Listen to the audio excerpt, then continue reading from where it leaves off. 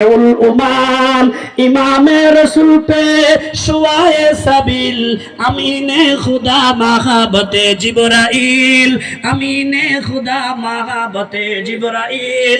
ও মুসলমান ভাইরা, নবীর জীবনী এভাবে বলতে গেলে রাতকে রাত শেষ হয়ে যাবে, নবীজির জীবনী শেষ করা যাবে না। ছোট্ট একটা কথা বলি আমি আমার আলোচনা শেষ করতে আসি। মুসলমান ভাইরা আমার, আল্লাহর পয়গম্বরকে আজকে আমরা মোহাব্বত করি না, নবীর মোহাব্বত আমাদের দিলে নাই। এই কারণে দেখা যায় আমাদের মুখে দাড়ি উঠে না, নবীর মোহাব্বত না থাকার কারণে চুলগুলা ঠিক মতো কাটি না, নবীর মোহাব্বত না থাকার কারণে নখগুলা ঠিক মতো কাটি না, নবীর মোহাব্বত না থাকার কারণে শরীরের মধ্যে জামাটা সুন্দর আমার লাগে না। আমি বেঈমানদের জামা পরি, ইহুদিদের জামা পরি, ইহুদিদের স্টাইলে চুল কাটি, ইহুদিদের স্টাইলে আমি গেঞ্জিটা পরি। আল্লাহর নবীর মোহাব্বত আমার দিলের মধ্যে নাই। কথা বলেন ঠিক না ঠিক? मोहब्बत नहीं অথচ আজ মোহাব্বত তনকে হাসিরি সওয়াদ ওয়াজ মোহাব্বত মিসে হাজারি সওয়াদ। মোহাব্বত থাকলে মোহাব্বতের তিতা জিনিসকে মিঠা বানায় ফেলে।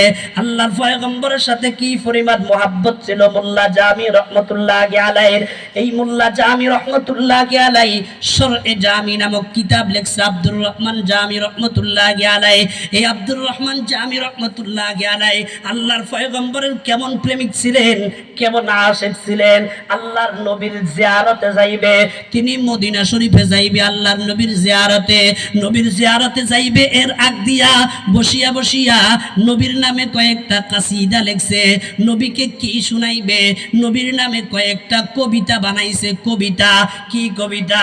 জামাজুরি বরামত জানে আলম, জামাজুরি বরামত জানে আলম, তারহাম ইয়া নবী আল্লাহ তারহাম নাখির রাহমাতুল লিল আলামিনে জামারুমা চেরা গাফিল নাশিনে জেকা কাইলালে সিরা বেবরকিজ চুনার গেজ খাবে চন্দাজ খাবে বরকিজ বরু আওয়ারা সারাজে বুরদিয়া মানি করুয়ে তস্তে সুবহে জিন্দেগানি। এইভাবে নবীর নামে কতগুলা কবিতা লেখা হযরতে মোল্লা জামি রহমাতুল্লাহি আলাইহি কবিতাগুলোকে প্যাকেট করিয়া এবার তিনি চলতে লাগলেন মদিনার দিকে আল্লাহর পয়গম্বরের জিয়ারত করবে। আল্লাহর পয়গম্বর যখন দেখলেন আল্লাহর পয়গম্বরের একটা আশিক আসতে আছে, আল্লাহর পয়গম্বর তৎকালীন মদিনার গভর্নরকে স্বপ্ন যোগে দেখালেন, ও মদিনার গভর্নর, একটা লোক আসতেছে, নাম হলো আব্দুর রহমান জামি। এই লোকটা যেন আমার মাকবারার কাছে আসতে না পারে, আমার এই মদিনা শরীফের ভিতরে ঢুকতে না পারে, আল্লাহু আকবার, আমার কবরের কাছে যেন আসতে না পারে।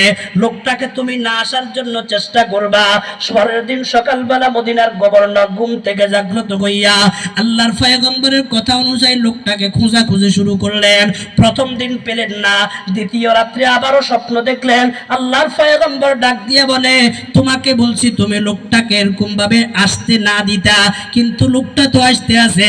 দ্বিতীয় দিন তিনি আর দেরি করে নাই, আল্লাহু আকবার, সঙ্গে সঙ্গে গিয়া মোল্লা জামিকে অ্যারেস্ট করিয়া তিনি জেলখানার ভিতরে ঢুকায়া দিছে। পরের রাত্রে আল্লাহর পয়গম্বর স্বপ্নে দেখাইতেছে, এরে মদিনার গভর্নর, তোরে তো আমি বলি নাই তাকে জেলখানায় আবদ্ধ করতে, তোকে বলছি আসতে না দিতে, সে যেন আমার রওজায়ে আত্তারে না আসতে পারে। কারণ রওজায়ে আত্তারের মধ্যে যদি আসে, তার ভিতরে সেই প্রেম রয়েছে, যেই মহব্বত রয়েছে, আমার জন্য যেই ভালোবাসা রয়েছে,